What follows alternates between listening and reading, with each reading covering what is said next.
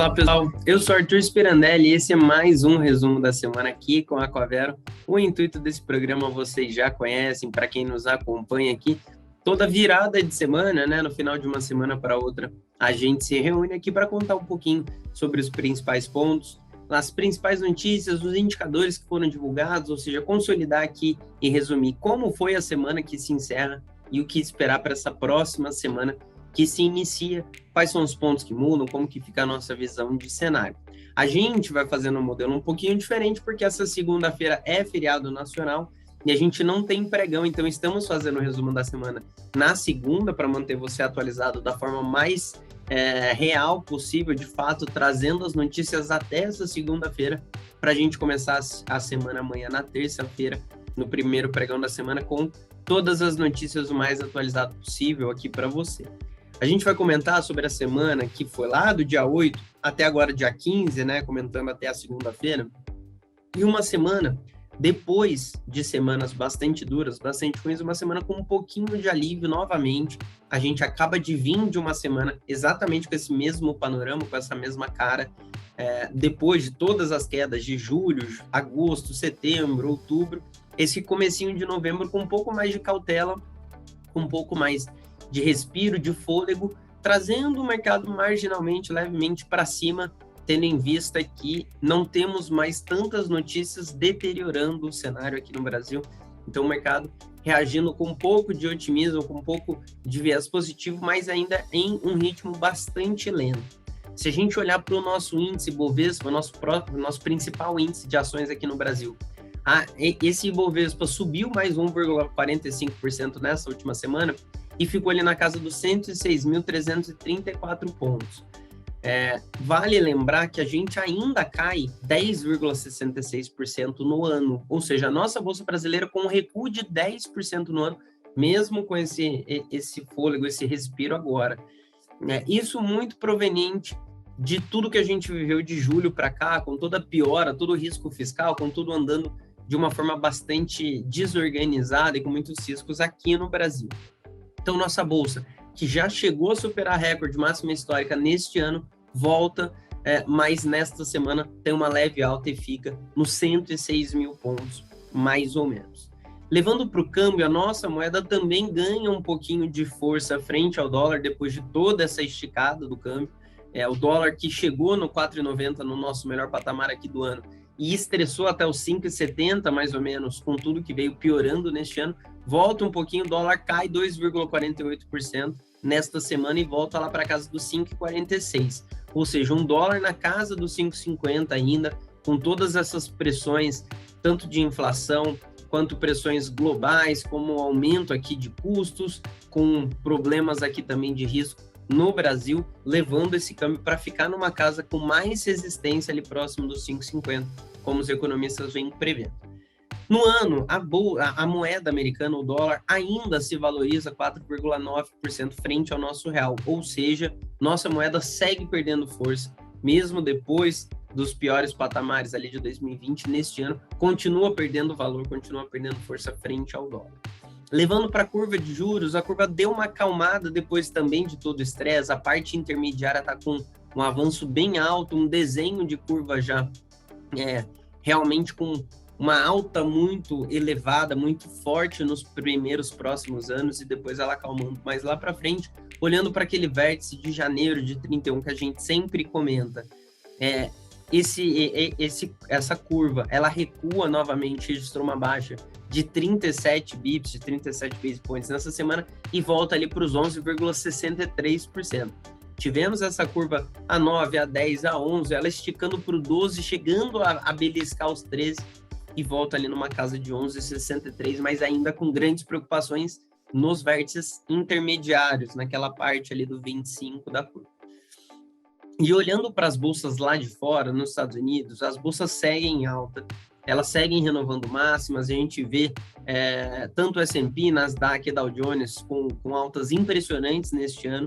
Neste momento, o S&P sobe mais de 25% no ano, Nasdaq sobe mais de 23% no ano, ou seja, de fato, emplacam esse ritmo muito intenso das empresas negociadas lá nas bolsas dos Estados Unidos.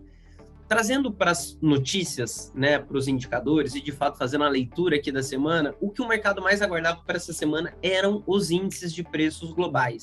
Quando a gente fala de índice de preço, a gente está falando aqui de inflação, de aumento de preços. E a gente pode pensar nesse aumento de preço para o consumidor final, esse preço que vem, de fato, para o nosso bolso, com aquela cesta de produtos e serviços que a gente mais consome. E a gente pode pensar também na inflação para o produtor, né? O aumento de preços das matérias-primas para quem produz, o que de fato vai virar produto, que vai virar bem para a gente depois. Nos Estados Unidos, nós utilizamos as siglas de CPI para o consumidor e PPI para o produtor. E nessa semana os dois foram divulgados. O CPI, ele surpreendeu bastante o mercado e trouxe um viés de bastante cautela e um medo aqui do mercado, porque através dele, a partir dele, o mercado avalia como que a economia global está andando, como que serão os ajustes monetários lá nos Estados Unidos, em quanto tempo eles vão demorar para aumentar juros, enfim. A inflação nos Estados Unidos acaba sendo muito importante para o mundo como um todo. E nas últimas divulgações, eles vinham mostrando números bastante em linha com as expectativas, sem grandes preocupações, mostrando que a inflação de fato tinha cara de ser mais transitória, que não tinha uma força tão exagerada quanto o mercado previa e podia imaginar. Neste último resultado, que fala sobre o mês de outubro, o dado veio bastante preocupante. O CPI trouxe um indicador aqui de 0,6% de alta em outubro, e ele avançou 0,9% em outubro, acima da expectativa do mercado, que era de 0,6%, e acima da última divulgação, que tinha sido de 0,4%, ou seja, mostrando aqui um salto de inflação de 0,5% de um mês para o outro, acima da expectativa do mercado, que já era com viés um pouco mais alto. Então, trouxe uma preocupação, deixou o mercado em alerta. Se a gente olhar para o consolidado anual, o CPI avançou 6,2%, a expectativa era de 5,9%, e o último dado estava um pouco abaixo disso, um avanço anual de 4,6%. Então, mostra aqui alguma preocupação importante com a inflação nos Estados Unidos, os Estados Unidos mostrando uma inflação aqui de 6,2%, sendo que eles têm taxa de juro de zero por lá, então mostrando de fato uma taxa de juro real negativa bem grande, uma inflação bem acima daquela meta de 2%, 2,5% por lá,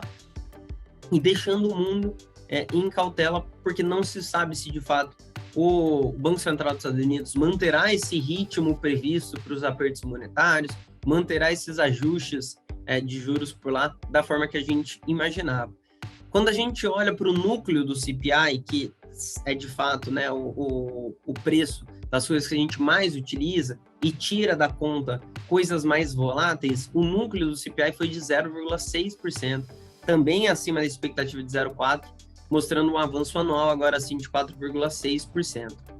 E aí, se a gente pegar o qualitativo dessa divulgação, o que isso sugere, basicamente, uma continuidade de pressão inflacionária por mais tempo, sobretudo de itens menos transitórios, mudando um pouco aqui o discurso que a gente via lá de fora, e um tema que tem sido bastante desafiador pelo mercado, via inflação implícita na curva de juros resiliente.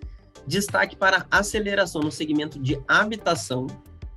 O grupo é um grupo com mais de 30% de peso no índice, carros usados, voltando a apresentar os impactos das dificuldades produtivas. E, além disso, o resultado foi agravado pela persistência das altas dos preços de energia e alimentos, um problema global neste momento. Então, bastante atenção para a inflação nos Estados Unidos, foi o principal impacto desta semana. Olhando para a inflação ao produtor, o PPI, ela veio em linha com as expectativas, não trouxe grandes surpresas, mas ela está em um patamar considerado alto. O dado de outubro mostrou um avanço de 0,6% do mês, acima do 0,5% do mês anterior, então mostra um avanço aqui no ritmo de alta também. No consolidado anual, o PPI avança 8,6%, levemente abaixo dos 8,7% esperado pelos economistas. E o núcleo do PPI, que também consolida esses principais produtos, esses principais preços, veio marginalmente abaixo das expectativas para avanço de 0,4% versus expectativa de 0,5%. Então, o O que a gente pode ler de tudo isso? Inflação ao consumidor preocupando, ao produtor levemente abaixo das expectativas, trazendo um certo alívio, mas ambas em patamares altos para os Estados Unidos. 6,2% de inflação real no bolso ali do investidor americano, do morador americano, e 8,6% de alta no índice de preços ao produtor. Ficou mais caro para o produtor produzir por lá. Então, dados para a gente ficar de olho, para a gente acompanhar de perto e ver como que o mercado reage nessa que é a principal preocupação do mercado hoje, a inflação. Isso porque, com os estímulos que foram feitos para a pandemia, né, para auxiliar a população na pandemia, a gente tem mais dinheiro em circulação e a preocupação é se de fato isso vai causar uma inflação, uma alta aqui de preços descontrolada que cause problemas aqui nas cadeias e cause altas de juros acima das expectativas mundo afora. Então o mercado tem muita atenção nisso, é um dos principais pontos nesse cenário atual. Depois, levando ainda lá para os Estados Unidos, mas olhando para empregos, que também é um outro dado muito importante, muito avaliado, para a gente entender se todos esses estímulos estão levando os Estados Unidos a contratar mais, a ter mais pessoas no mercado de trabalho, e o número semanal de pedidos de seguro-desemprego, que é o Jobless Claims, que a gente fala toda semana aqui para vocês, ele trouxe um dado de 267 mil pedidos na semana encerrada em 5 de novembro. Esse dado veio acima da expectativa de 265 mil, levemente acima, mas ele também veio abaixo da última divulgação que tinha sido de 271 mil pedidos na semana anterior, então mostrando aqui um mercado de trabalho mais estável, sem grandes surpresas, nem para cima nem para baixo lá nos Estados Unidos. E olhando para a abertura de postos de trabalho, né, vagas sendo abertas por lá, esse dado se manteve estável em 10,4 milhões em setembro, segundo o relatório Jobs. Então, mostra que essa que tem sido uma preocupação muito importante nos Estados Unidos, com um viés bastante diferente do que a gente pode imaginar aqui no Brasil. Lá nos Estados Unidos, existe um aumento dessa oferta de trabalho, mas não conseguindo recrutar pessoas com as qualificações que eles exigem, ou seja, tendo uma disfunção aqui nessa geração de empregos que não consegue consolidar, de fato, nas vagas que eles esperavam por lá. Um outro dado importante foi em relação ao sentimento do consumidor, que recuou para 66,8 pontos em novembro, devido às preocupações com a inflação. E aí a gente levando lá para o velho continente, olhando zona do euro, a produção industrial da zona do euro, em setembro teve queda de 0,2% na comparação com agosto, menor que a esperada pelos economistas. Importante, nós sabemos e já falamos aqui diversas vezes sobre essas dificuldades industriais na zona do euro tendo dificuldades em atividade, em crescimento, aí obviamente impactando aqui na produção industrial. O crescimento da inflação continua em pauta, o aumento de preços superou a marca de 4% na região em outubro, mas o Banco Central Europeu vem evitando implementar uma política de aperto monetário por hora. Então, a Europa com dificuldades, com um cenário bastante desafiador por lá, não conseguindo imprimir aqui um avanço de crescimento, de produção, de consumo, enfim, né? E com preocupações em relação à inflação também por lá. E aí a gente fechando a volta ao mundo, levando para a Ásia. Na China, nós tivemos os dados de exportação e a China reportou um crescimento de 27,1% nas exportações e superávit comercial recorde. Por outro lado, nós tivemos nessa semana novamente discussões em relação à crise do setor imobiliário lá da China, com o caso da Evergrande, que ficou muito famoso e trouxe muito essa preocupação sobre essa alavancagem das empresas lá na China, no setor imobiliário, sobre esse problema no endividamento das empresas lá. E o setor imobiliário é muito importante para o crescimento da China, para o ritmo da China como um todo. É um grande importador, ele é um grande fornecedor de empregos, né? Ele gera muitos empregos por lá e traz essa preocupação. Nessa semana, essas preocupações vieram porque falou-se sobre um default, um calote da Evergrande, né, deixando de pagar parte de suas dívidas. Os credores, as pessoas ali que iriam receber, desmentiram, falaram que de fato receberam, mas esse assunto continua em pauta e traz bastante preocupação de gerar uma reação em cadeia, de levar, de fato, uma desaceleração muito forte para a China.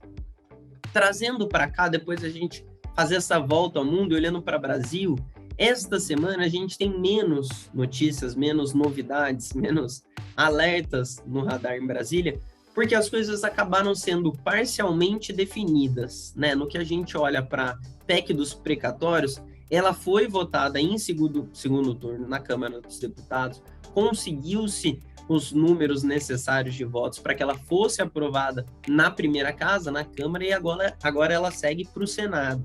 No Senado, o Fernando Bezerra Coelho ele foi indicado como o relator da PEC. Esse texto vai ser discutido na CCJ na penúltima semana deste mês e pode ir a plenário em poucos dias, caso haja acordo entre os parlamentares. O ministro da Economia, o Paulo Guedes, disse que o presidente do Senado, Rodrigo Pacheco, está comprometido com a votação.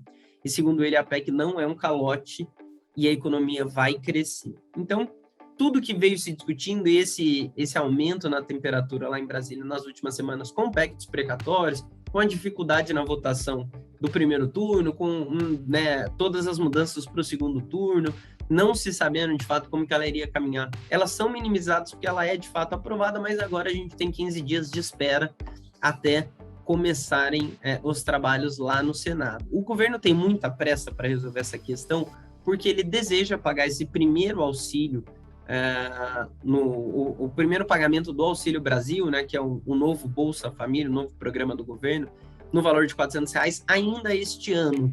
E para ele conseguir pagar, a PEC dos precatórios precisa ser aprovada para destravar parte do orçamento ali que ele precisa, né, que ele necessita para fazer os pagamentos. Se ele não fizer esses pagamentos já nesse final de ano, ele pode não conseguir colocar o programa de pé no ano que vem por ser um ano eleitoral. Então a gente tem bastante coisa no radar aqui para acompanhar. Depois, olhando para preços aqui no Brasil também, a gente teve o IPCA, que é o Índice de Preços ao Consumidor Amplo, que é medido pelo IBGE aqui do Brasil, e é a medida de inflação oficial do nosso país, apresentando uma alta de 1,25% em outubro. Esse dado surpreendeu as expectativas do mercado. O mercado esperava-se algo em torno de 1,06%, e a última divulgação de IPCA foi de 1,16%, que já era um valor alto, e agora a gente tem esse valor ainda acima, mostrando uma aceleração no ritmo de crescimento dos preços aqui no Brasil. Essa inflação, esse IPCA já acumula 10,67% de alta nos últimos 12 meses. E o índice apresentou forte aceleração em relação ao dado de setembro, apesar da dissipação do impacto da mudança da bandeira tarifária nos preços de energia elétrica.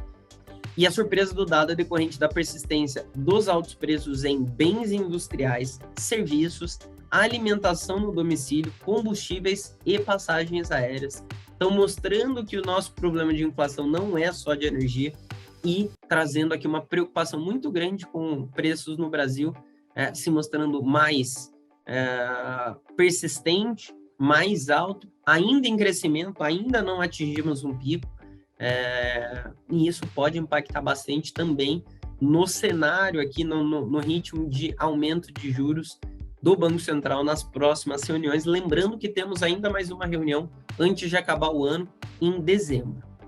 Ainda em Brasil e ainda no radar político, saiu a notícia no início dessa última semana de que o STF formou maioria para manter a decisão da ministra Rosa Weber de suspender o repasse daquelas emendas do orçamento chamado orçamento secreto. Esse orçamento secreto, né, ao contrário das emendas individuais, que seguem critérios específicos e são divididas de forma equilibrada entre os congressistas, essas emendas do orçamento secreto, elas não seguem os mesmos critérios, elas beneficiam apenas alguns parlamentares, a partir de acertos informais com o governo, então, de fato, uma caixa preta que a gente não sabia por que e como estavam sendo utilizados os valores. O STF quer colocar um ponto final nisso, e a ministra suspendeu as emendas relativas a 2021 e determinou que o Congresso e o governo adotem medidas de transparência para a execução dos recursos relativos aos anos de 2019 e 2020 também, ou seja, quer saber onde esse dinheiro foi gasto, como que ele foi utilizado e acabar com esse mistério, esse orçamento secreto lá no governo. Então, uma notícia muito positiva para o nosso andamento aqui fiscal e o nosso andamento no Brasil como um todo, mostrando esse compromisso da justiça em garantir que as coisas caminhem corretamente por aqui. E depois, levando para indicadores, a gente teve vendas no varejo aqui no Brasil também, aquém das expectativas, trazendo aqui uma dificuldade, uma preocupação também. Esse dado, ele mostrou um recuo de 1,1% no varejo ampliado e 1,3% no varejo restrito.